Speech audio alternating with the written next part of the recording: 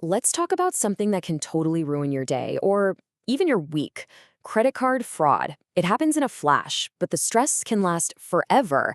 So today we're going to break down exactly how it happens, what you need to do in those first critical minutes, and most importantly, how to build a digital shield around yourself so this never, ever happens to you. Ready? Let's jump in. I want to start with a number that's, well, it's pretty staggering. Nearly 3.3 billion new Taiwan dollars.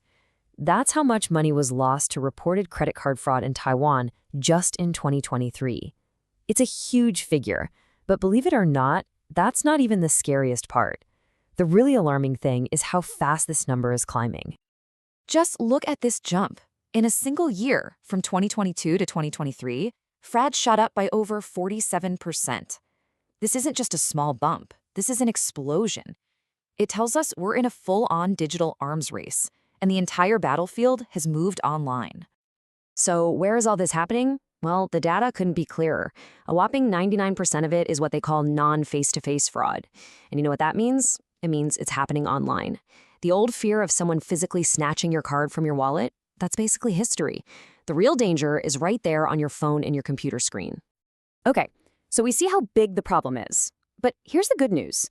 If you do become a victim, there is a clear, super effective plan you can put into action in just the first few minutes to shut it down and protect yourself. Let's walk through it right now. So picture it. You're just going about your day, you glance at your phone, and you see a notification for a purchase you know you didn't make. That little jolt of panic starts to set in. In that critical moment, what is the very, very first thing you should do? Here it is, your 3-step emergency SOP.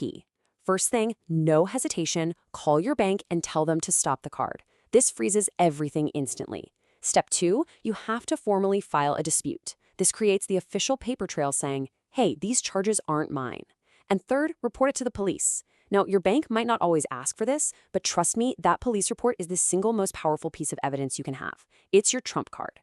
So after the initial shock wears off, the next question that pops into everyone's head is about the money. Am I on the hook for this? Who actually has to pay for these fraudulent charges? The answer, thankfully, is usually pretty clear. All right, let's break this down. If you physically lose your card, your liability is typically capped at around NT 3000, and a lot of times it's zero if you report it fast enough. But for online fraud, which we now know is basically all of it, the rule is even better. You generally have zero liability, as long as you can prove the charge wasn't you, and this is a big and, you weren't negligent. Yeah, that word negligence is the key to everything. Your legal protection is fantastic, but it's conditional. The bank has to cover the loss unless they can prove that you were grossly negligent with your card information. So what does grossly negligent actually mean? Well, it boils down to a few really specific mistakes. Things like sharing your one-time password. Never, ever do that. Not signing the back of your card. Waiting way too long to report the fraud. Or, and this should be obvious, lending your card to somebody else. Just avoid these simple things and your protection is basically ironclad. Okay, so we know how to react. But you know what's a million times better than reacting? Prevention. Let's talk about how to build a digital fortress around your finances so this whole mess never happens in the first place. Honestly, it all comes down to guarding 2 final keys. The CVV, those 3 little digits on the back of your card, that's the physical key.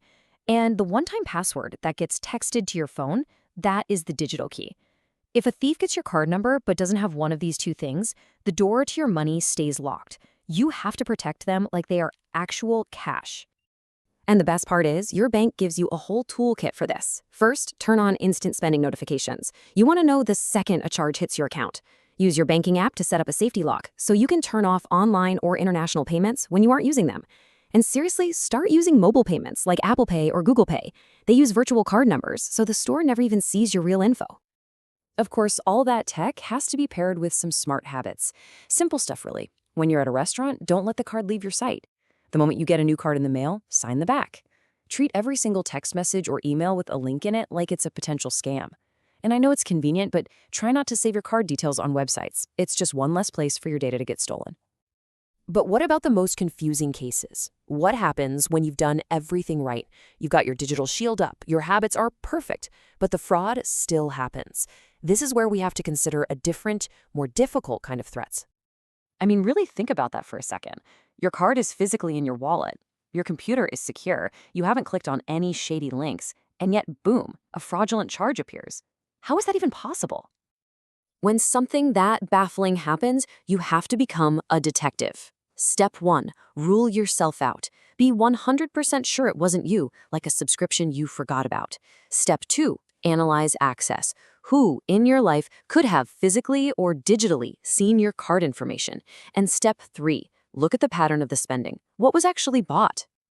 You see, the fraud itself often tells a story. Professional crime rings, they tend to hit foreign websites, buying things like video game credits on a massive scale. But if the charges are for local food delivery or a ride-sharing service in your city, maybe starting with a few small test purchases, that suggests a totally different kind of fraud, one that knows the local landscape. And this leads us to a difficult but absolutely necessary thought. When your card has never, ever left your site, but fraud is happening on platforms you recognize, it's time to seriously consider who has access to your information. And that really leaves us with the ultimate question for modern life, doesn't it? We live in an age where we share everything, our homes, our photos, our digital lives. But when it comes to our financial security, that firewall has to be absolute. So how do we walk that tightrope between the trust we need to have in the people around us and the non-negotiable critical need to protect our digital keys?